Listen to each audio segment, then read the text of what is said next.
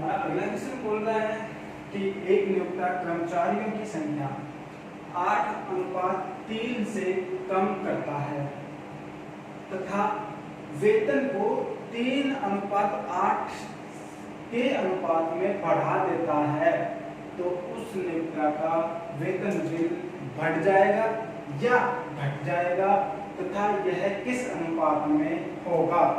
कहने का मतलब यह है कि एक फैक्ट्री है, उस फैक्ट्री में पहले 8 जने काम करते थे, फिर क्या किया उसने 8 जनों में से 5 जनों को निकाल दिया, बचे कितने 3। अब अगर पहले वो उन 8 जनों को 3 रुपए देता था तो अब उन 3 जनों को कितने रुपए दे रहा है 8 रुपए दे रहा है, तो उस फैक्ट्री के खर्चे पर कोई प्रभाव पड़ेगा या नहीं पड़ेगा, ये क्वेश्चन कहना चाह रहा है। हम देखते हैं इसको क्या कहना चाह रहा है। देखो उसने क्या कहा कि कर्मचारी, उसके जो कर्मचारी हैं वो पहले कितने थे, उसके कर्मचारी पहले थे 8, फिर बाद में कितने हो गए 3, फिर क्या कहा उनको जो दिया जाने वाला वेतन था उन 8 को कितने रुपए देना था 3 रुपए, बाद में कितना कर दिया 8 रुपए कर दिया। तो बताओ उसके खर्चे पर क्या प्रभाव पड़ा।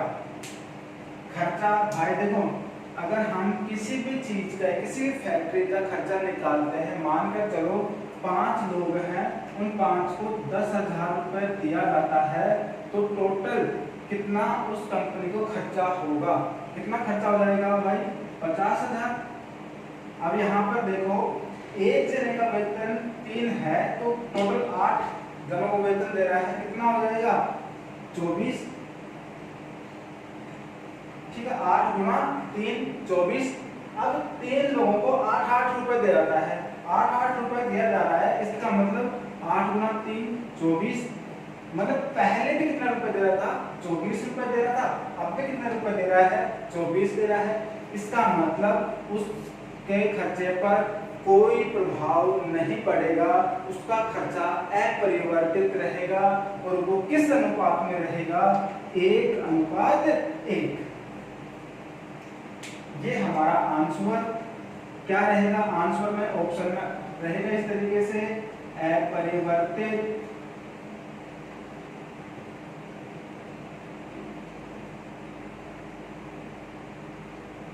अपरिवर्तित 1:1, इस तरीके से आपका आंसर होगा। तो यहाँ पर आंसर इसका आ रहा है हमारे पास में क्या है अपरिवर्तित है 1:1 है।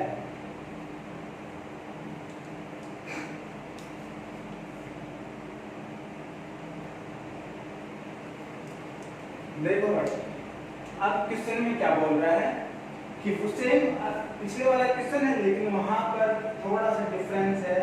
वहां पर क्या था कि इस पर क्या प्रभाव पड़ेगा, लेकिन यहाँ स्पष्ट उसने कहा कि अगर संस्था में कर्मचारियों की संख्या 4:3 में कम कर दिया जाता है, प्रत्येक व्यक्ति के वेतन को 5:6 में बढ़ा दिया जाता है, इस प्रकार संस्था को 6,000 रुपए का लाभ होता है। साफ साफ यहाँ पर उसने क्या कहा है कि 6,000 रुपए का लाभ होता है। तो शुरुआत का वेतन व वर्तमान का वेतन क्या है, वेतन पूछ रहा है कि शुरुआत में वेतन क्या है, आपका वेतन क्या है। पिछले क्वेश्चन की तरह करना है सेम टू सेम। देखते हैं क्या कहता है कि संस्था है उसमें कर्मचारी यहाँ पर कितने हैं 4:3, ये पहले यानी कि शुरुआत में, ये वर्तमान में, यानी पहले कितने व्यक्ति काम करते थे 4 व्यक्ति काम करते थे, अब कितने व्यक्ति काम करते हैं 3 व्यक्ति काम करते हैं।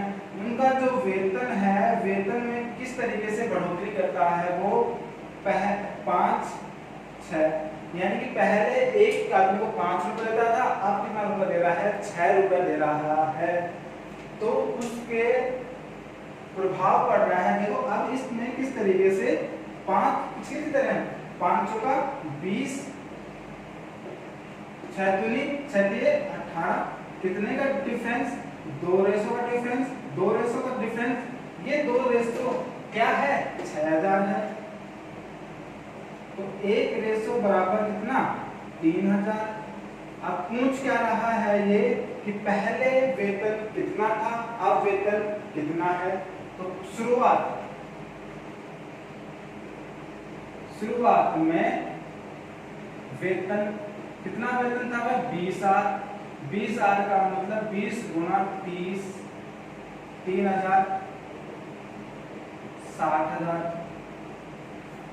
ठीक है। वर्तमान में क्या है?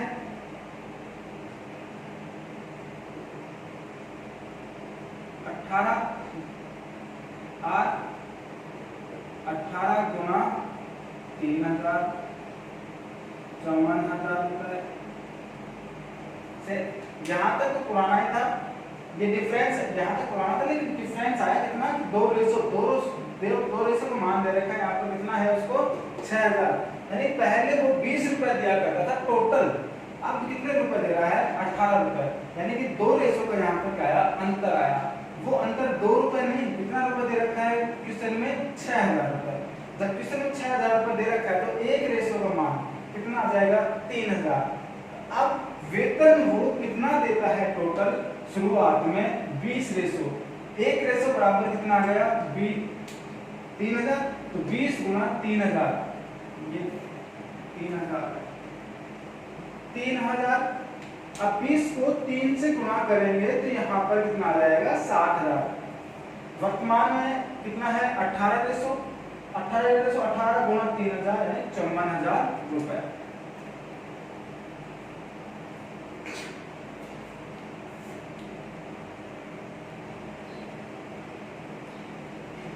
हमारा अगला क्वेश्चन क्या कह रहा है?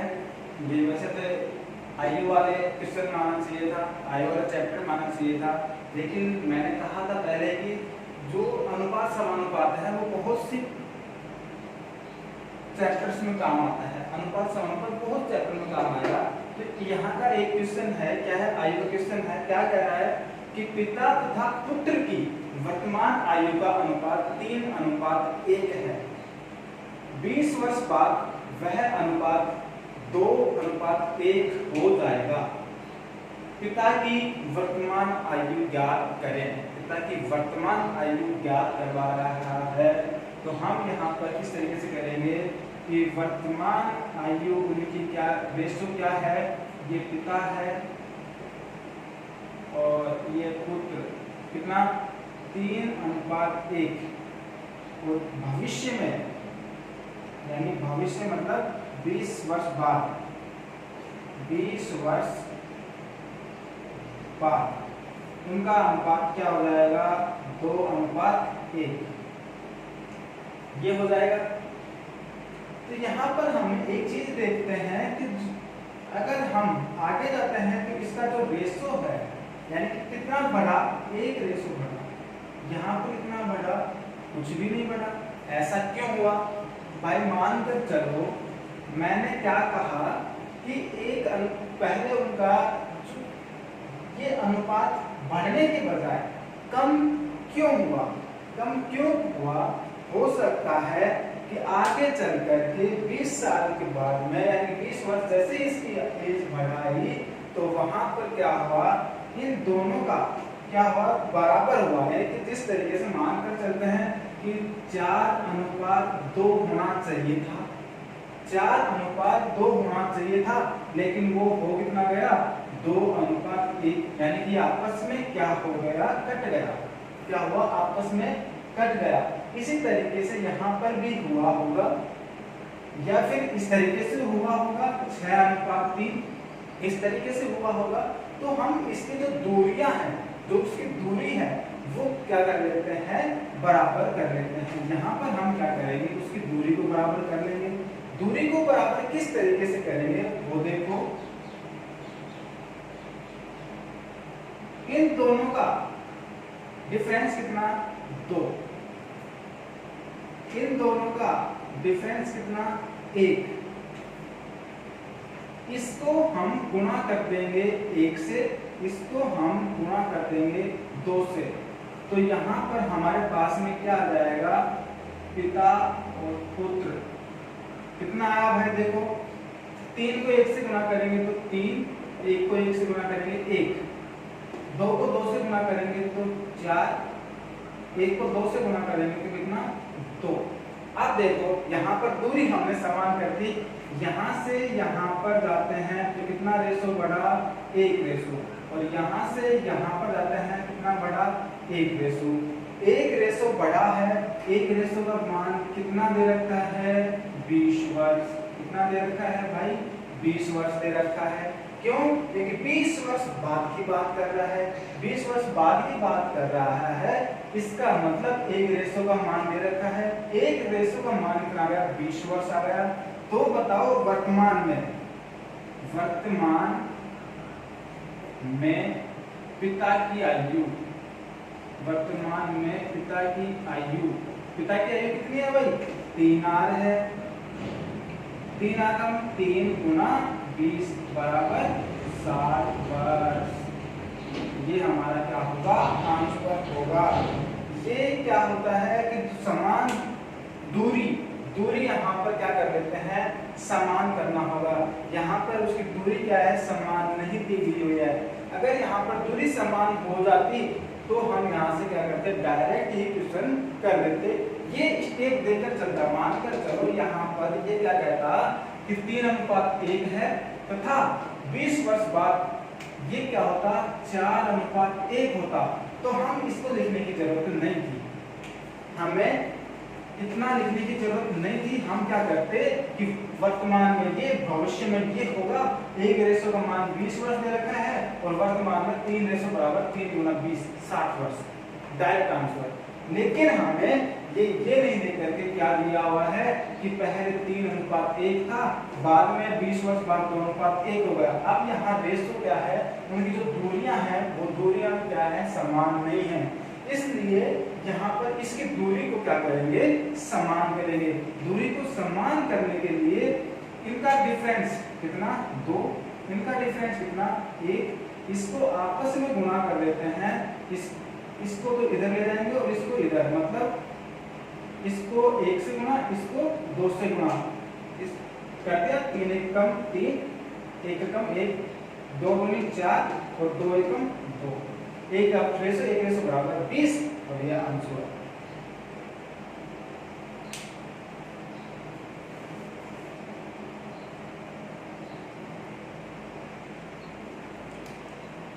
जैसा कि मैंने पिछले क्वेश्चन में बताया था कि अगर दूरियां समान आ जाती हैं तो हम क्वेश्चन को डायरेक्ट कर सकते हैं। इसी तरीके से हमारा नंबर सिस्टम का एक क्वेश्चन है। नंबर सिस्टम का क्वेश्चन क्या बोलता है कि पहले 2 संख्या हैं, पहले फर्स्ट सेकंड, क्या करता है, प्रत्येक संख्या में 3 जुड़वा रहा है, उनका अनुपात क्या है, 2:3 है। यानी कि ये क्या था, पहले, बाद में जब उनमें प्रत्येक संख्या में +3 ऐड करवाता है तो उसका अनुपात हो जाता है 3:4। अब देखो इसमें भी 3 जोड़ रहा था, तो यहाँ पर डिफरेंस कितना था, 1 रेशो आ रहा है। यहाँ पर भी कितना जुड़वा रहा है, 3 जुड़वा रहा है, यहाँ पर भी रेशो का डिफरेंस कितना है, 1 रेशो आया है। अब हमको मालूम चल गया कि 1 रेशो बराबर 3 है, तो यहाँ पर पहली संख्या क्या हो जाएगी, 2R, 2R का मतलब 2 गुणा 3 मतलब 6, सेकेंड 3R बराबर 3 गुणा 3 मतलब 9। ये हमारा आंसर।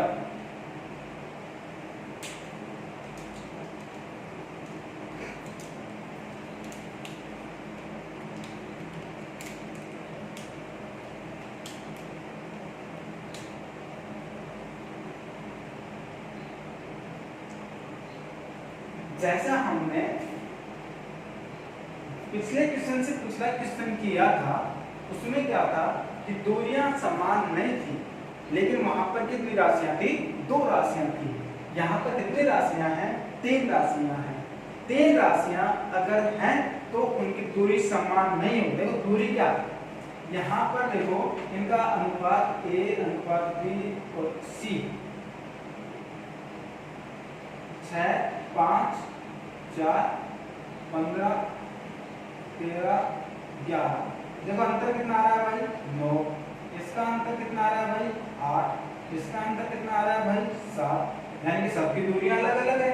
अब सबकी दूरियां अलग अलग हैं तो क्या करें, जब भी ऐसे क्वेश्चन में दूरियां अलग अलग आए, तीन संख्या हो, तीन संख्या में दूरियां जब भी अलग अलग आती हैं तो किन्हीं भी दो संख्याओं की दूरी क्या कर लो, बराबर कर लो, तीसरी संख्या अपने आप बराबर हो जाएगी। जैसे करके दिखाता हूं,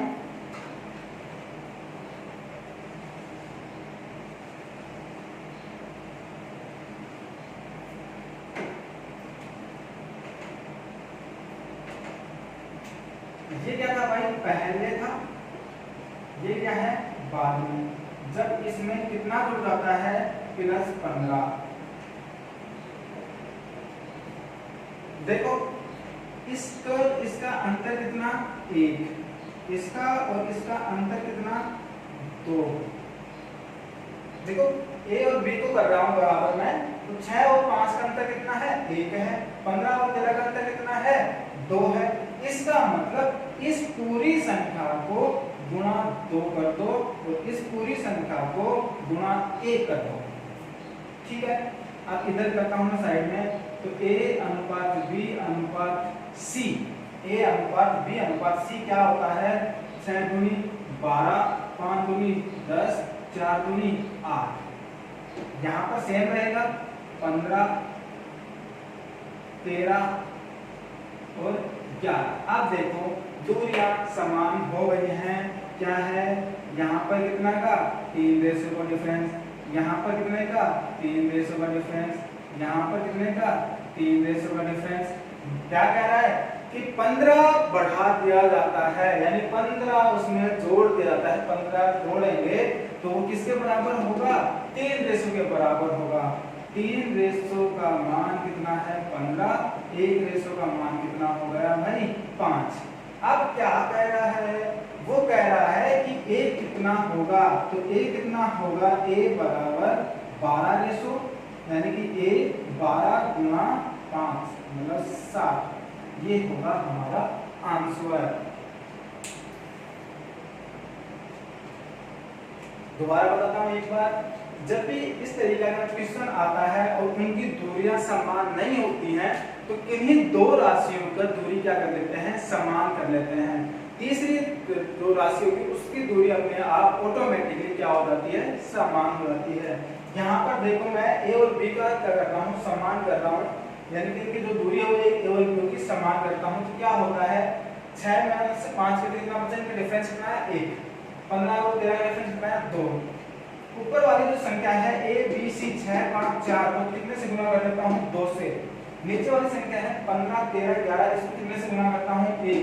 तो अगर यहाँ पर इसको गुणा करता हूँ तो क्या आता है 6 को 2 से किया 12, 5 को 2 से किया 10, 4 को 2 से किया तो 8। नीचे वाली सेम वाले 15 13 11। अब देखो तीनों की तीनों राशियों की तो दूरी है वो क्या है समान है। क्या है 15 और 12 का डिफरेंस कितना है भाई 3 रेशो, 10 और 13 का डिफरेंस कितना है 3 रेशो, 11 और 8 का कितना डिफरेंस है 3 रेशो। यहाँ पर 3 रेशो किसके बराबर है 15 के। ये कहाँ से आया, ये हमें दे रखा है कि 15 जोड़ दिया जाता है। जब उन 15 जोड़ दिया जाता है तो वहां पर 3 रेशो बराबर कितना 15, 1 रेशो बराबर कितना 5। 1 रेशो का मान 1 किसका मान निकल रहा है 1 का मान निकल रहा है, तो A बराबर कितना है 12 रेशो, 12 गुना 5 60 आंसर है।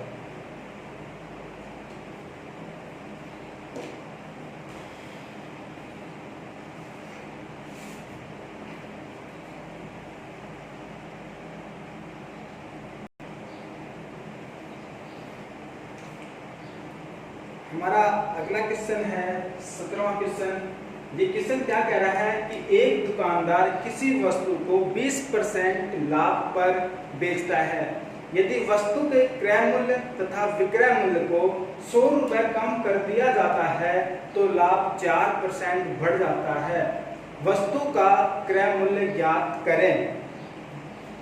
देखने मत तो ये क्वेश्चन किसका लगता है, प्रॉफिट एंड लॉस का, लेकिन ये क्वेश्चन मैंने किसमें करवाया है, अनुपात समानुपात में। क्यों करवाया, क्योंकि यहाँ पर इतना इजीली हो जाता है। और इसका इसी तरीके का एक क्वेश्चन मैंने पहले करवाया था, वो जो क्वेश्चन है 10 नंबर 11 नंबर 10 नंबर और 11 नंबर 10वां और 11वां जो क्वेश्चन मैंने करवाया है, उसी आधार पर ये क्वेश्चन होगा।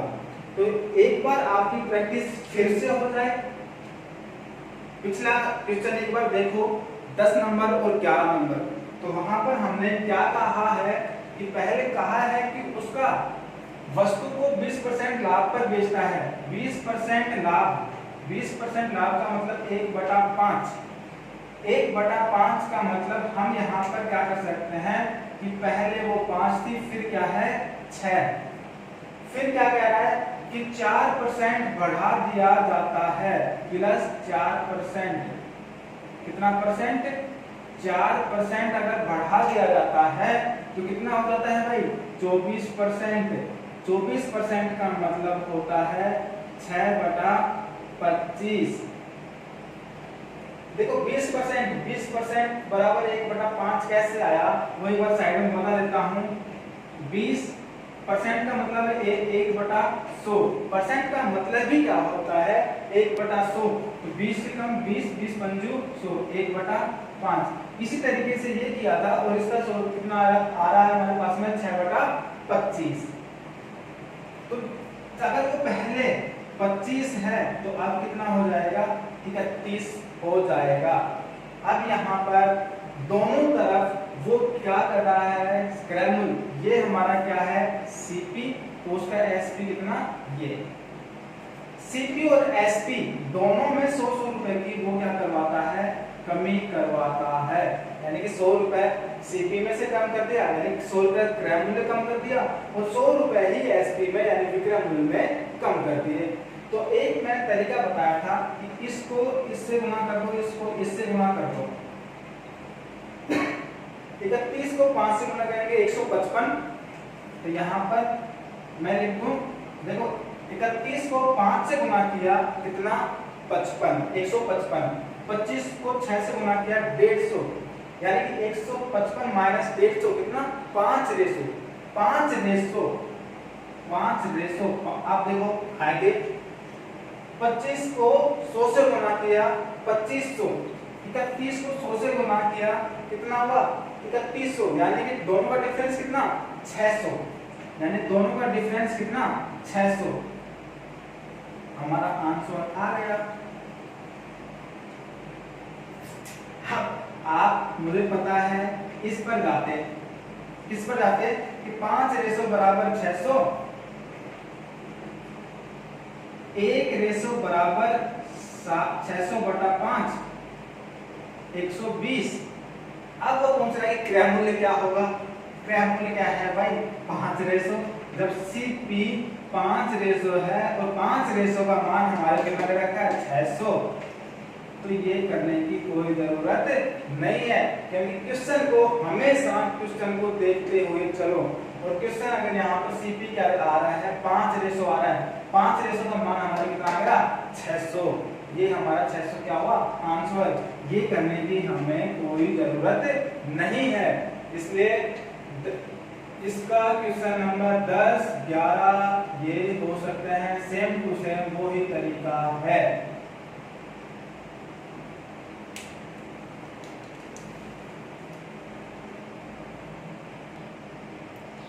हमारा अगला क्वेश्चन है, क्या कह रहा है क्वेश्चन कि एक बैग में 240 रुपए है, जिसमें 5 रुपए, 2 रुपए और 1 रुपए के सिक्के हैं, जिनकी संख्याओं का अनुपात, यानी कि जिनकी संख्या का अनुपात क्या है, 1:2:3 है। सिक्कों की संख्या ज्ञात कीजिए। इस क्वेश्चन को करवाने से पहले मैं एक चीज बताना चाहूंगा, क्या है कि हमेशा अमाउंट बराबर क्या होता है, face value Guna number of coins ये चीज हमेशा ध्यान रखना, ठीक है। अब यहाँ पर इसका मतलब समझाता हूँ क्या होता है। अमाउंट कितना, फेस वैल्यू। फेस वैल्यू का मतलब है कि वो 5 रुपए का सिक्का है, 2 रुपए का सिक्का है, 3 रुपए का सिक्का है। नंबर ऑफ कॉइन्स यानी कि उस कॉइन्स में, उस नंबर ऑफ कॉइन्स का मतलब है सिक्कों की संख्या। तो देखो अगर 5 है तो कितना, एक सिक्का हुआ 5 का, तो कितना हो जाएगा 5, अमाउंट क्या जाएगी उसकी 5 रुपए हो जाएगी। तो अब अपने क्वेश्चन पर चलते हैं, इसको ध्यान रखना, अच्छी चीज है ये बताने के लिए। तो अब हम करते हैं क्या है कि 5 रुपए का सिक्का है, 2 रुपए का सिक्का है और 1 रुपए का सिक्का है, उनका अनुपात कितना है, 1, 2 और 3। देखो हमारे जो चीज दे रखी है ये हमारी क्या आ गई, यहाँ पर फेस वैल्यू आ गई।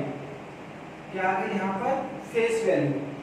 ये क्या आ गया हमारा, नंबर ऑफ कॉइन्स। अब एक चीज मेरे को बताओ, यहाँ पर थैले में अमाउंट दे रखा है, रकम दे रखी है, राशि दे रखी है, या सिक्कों की संख्या दे रखी है। क्या दे रखा है यहाँ पर अमाउंट दे रखा है। अमाउंट दे रखा है तो यहाँ पर हम इसका क्या निकाल लें, अमाउंट निकाल लें। अमाउंट यानी कि राशि निकाल लें। राशि निकालेंगे तो क्या करते हैं, 5 रुपए का अगर एक सिक्का हो तो कितने रुपए हो जाएंगे, 5 गुना 1 यानी कि 5 रुपए, प्लस 2 रुपए के 2 सिक्के हों तो कितने हो जाएंगे 4, प्लस 5 रेशो 4 रेशो, 1 रुपए के 3 सिक्के हों तो कितना हो जाएगा 3 रेशो। कितने के बराबर है, 24, 240 के बराबर है। एक देखो 5 और 4 9, 9 और 3 12, 12 रेशो बराबर 240।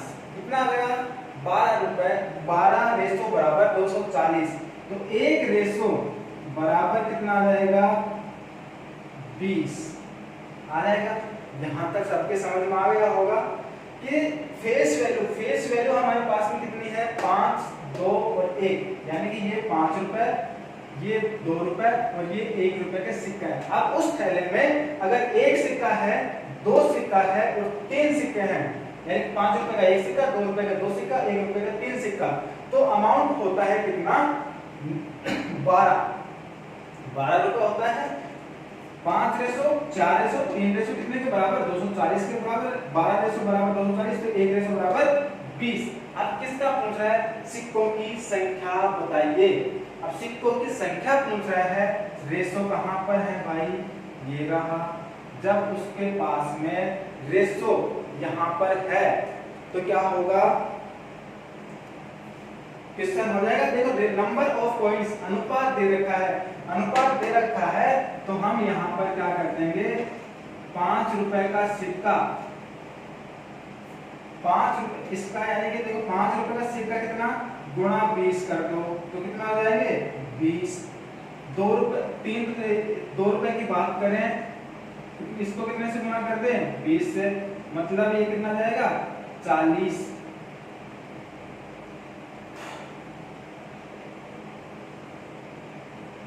इसकी बात करें तो ये कितना हो जाएंगे भाई 20 दिए 60, इसको कितने से गुना 20 से। अब चलो एक बार इसको चेक कर लेते हैं कि ये सही है या गलत है। एक बात बताओ, जब 20 रुपए के 20 सिक्के 5 रुपए के हों तो कितने रुपए हुए 100 रुपए। जब 2 रुपए के 40 सिक्के हों तो कितने हुए 80। जब 1 रुपए के 60 सिक्के हों तो कितने हो गए 60। कितने हुए भाई 240 रुपए। 240 रुपए है, आंसर अपना सही है। इसको थोड़ा सही से लिख देता हूं मैं, आपका भी समझ में नहीं आया होगा।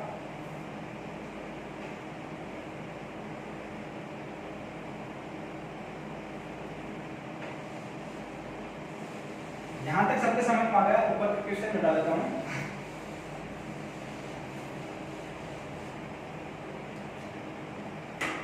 क्या कह रहा है कि 5 रुपए का सिक्का कितना रेशो था भाई 1 रेशो, मतलब 20। ₹2 का सिक्का कितना रेशो है भाई? 2 रेशो, मतलब 2 गुणा 20 बराबर 40। ₹1 का सिक्का कितना है भाई? 3 रेशो, मतलब 3 गुणा 20 बराबर 60। ये हमारे पास में सिक्कों की संख्या आ गई, सबकी अलग अलग।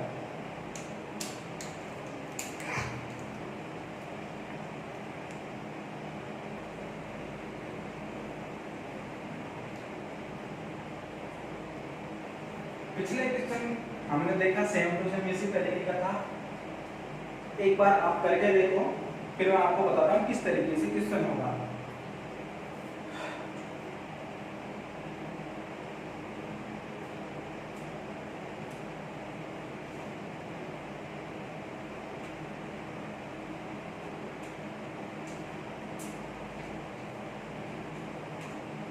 देखो क्वेश्चन इस तरीके से होगा। इस क्वेश्चन में और उस क्वेश्चन में थोड़ा सा अंतर है। क्या अंतर है वो देखो। यहाँ पर हमारे को दे रखा है मूल्यों का अनुपात, ठीक है। यहाँ पर मूल्य का अनुपात हमारे को दे रखा है, सिक्कों की संख्या हमारे को दे रखा है, और फेस वैल्यू हमारे को दे रखा है। हम एक चीज करते हैं, अगर हम कहें फेस वैल्यू, फेस वैल्यू हमारे पास में क्या है? ₹5, ₹2 और ₹1। अब उसने कहा कि अमाउंट किसका दे रखा है? उसने अमाउंट का अनुपात दे रखा है। वो अनुपात क्या है? 2 रेशो, 1 रेशो, 2 रेशो। यहां तक समझ में आया? अभी समझ लायक बात नहीं थी, फिर भी मैंने केवल क्वेश्चन को लिख रहा हूँ, इसको लिख रहा हूँ क्वेश्चन को। यहाँ पर अमाउंट के दे रखा है, अमाउंट का अनुपात दे रखा है, लेकिन पूछ किसका है? सिक्कों की संख्या पूछ रहा है, और दे भी क्या रखा है? सिक्कों की संख्या दे रखा है। जब अनुपात ये कहता है कि दोनों राशि क्या होनी चाहिए? समान होनी चाहिए, तो हम उसको कर सकते हैं, अन्यथा नहीं कर सकते हैं। तो यहाँ देखो अमाउंट दे रखा है और सिक्कों की संख्या दे रखा है, दोनों राशियां क्या हो गई? अलग अलग हो गई। अलग अलग हो गई तो इसका मतलब हमें समान राशि चाहिए। समान राशि चाहिए तो क्या करें? यहाँ से नंबर ऑफ कॉइन्स यानी कि सिक्कों की संख्या, सिक्कों की संख्या, नंबर ऑफ कॉइन्स याद करते हैं, नंबर ऑफ कॉइन्स। अब नंबर ऑफ कॉइन्स किस तरीके से निकाल सकते हैं? देखो भाई, नंबर ऑफ कॉइन्स निकालना है, इसका मतलब अमाउंट में किसकी भाग दे दें? फेस वैल्यू का भाग दे दें। अमाउंट में फेस वैल्यू का भाग है। अमाउंट अपने पास में क्या है? 2r/5, ठीक है। अगला 1r/2, अगला 2r/1। अब हमारे पास में नंबर ऑफ कॉइन्स यानी सिक्कों की संख्या आ गई, और ये तीनों का टोटल, इन तीनों का टोटल किसके बराबर है भाई? 58 के बराबर है। तीनों का योग किसके बराबर? 58 के बराबर, जो कि क्या है? गिवन है, हमारे को दे रखा है हमारे को। अब यहाँ पर हम इसको सोल्व करते हैं। सोल्व करते हैं, एलसीएम आता है 10 एलसीएम आएगा। यहाँ पर कितना आ जाएगा? 4r, यहाँ पर 5r और यहाँ पर 20r। इस 10 को मैं इधर ले जाऊंगा तो यहाँ पर ये वैल्यू आ जाएगी मेरे पास में 580। इसका मैं अगर टोटल करता हूँ तो ये होगा 29r बराबर 580, ठीक है। देखो 4 + 5 9, 9 + 20 29, 29r बराबर कितना? 580। 29r बराबर 580, तो यहाँ पर 1r बराबर कितना जाएगा? 580/29 मतलब 20। 1r बराबर अपने पास में 20 आ गया, ठीक है। 1r की वैल्यू अपने पास में क्या आ गई? 20 आ गई। अब जगह कम बढ़ गई, इसका मतलब ऊपर वाले क्वेश्चन में जाना पड़ेगा। हमारे पास में गठन का मोबाइल, इसको भी मिटा देता हूँ, ये भी जरूरी नहीं है।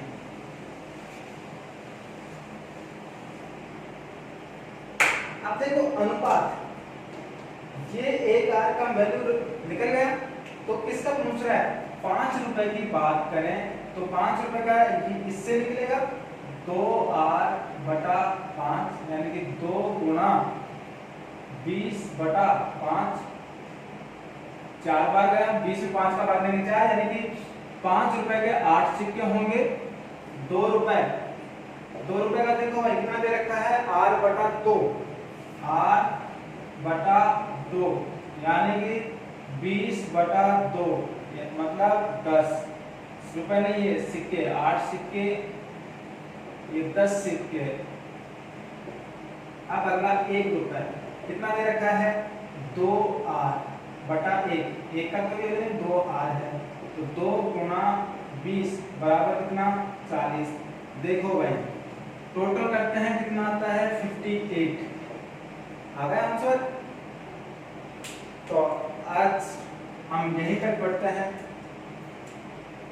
जो आशा करता हूं कि जो मैंने पढ़ा है वो आपको समझ में आया होगा, और मैं इसी को आगे बढ़ाते हुए और भी क्वेश्चन, अच्छे क्वेश्चंस लेकर के आऊंगा।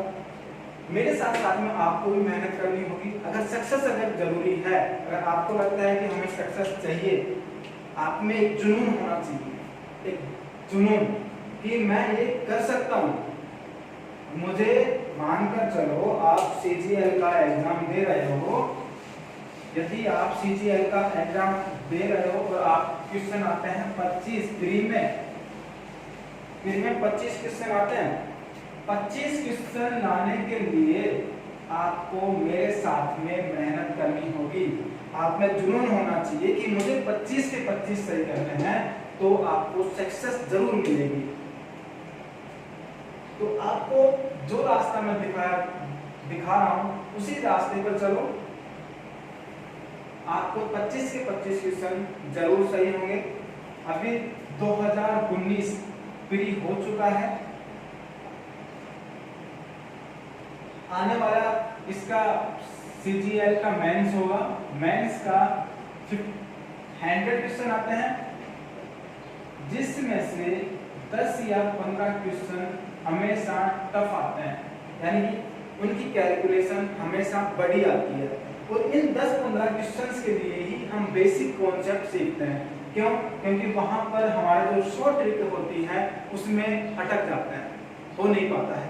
इसलिए हमारे को हमेशा बेसिक कॉन्सेप्ट के साथ में शॉर्ट ट्रिक करनी है, ना कि शॉर्ट ट्रिक ही सीखें। शॉर्ट ट्रिक से काम नहीं चलेगा। हमारे को उस क्वेश्चन का पूरी नॉलेज होनी चाहिए, वो क्वेश्चन क्या कहना चाह रहा है और उसको हमें समझना है। मैं आपको एक वीडियो कंपटीशन जो एग्जाम है उसके बारे में पूरा लेकर के आऊंगा, जिसमें SSC होगा। SSC के बारे में बताऊंगा, मैथ्स के बारे में, मैथ्स कहाँ कितना आएगा, कौन सा सिलेबस आएगा, वो सब। दूसरा राजस्थान पटवार के बारे में लेके आऊंगा,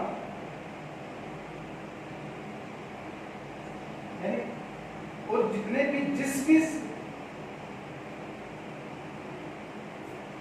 एग्जाम में मैथ्स आता है, वो मैथ्स अगर आप SSC लेवल का पढ़ लेते हो तो आपका स्टेट लेवल तो क्लियर है ही है, साथ में आपका सेंटर लेवल की कोई एग्जाम आती है तो कोई भी क्वेश्चन नहीं छूटेगा, गारंटी देता हूँ।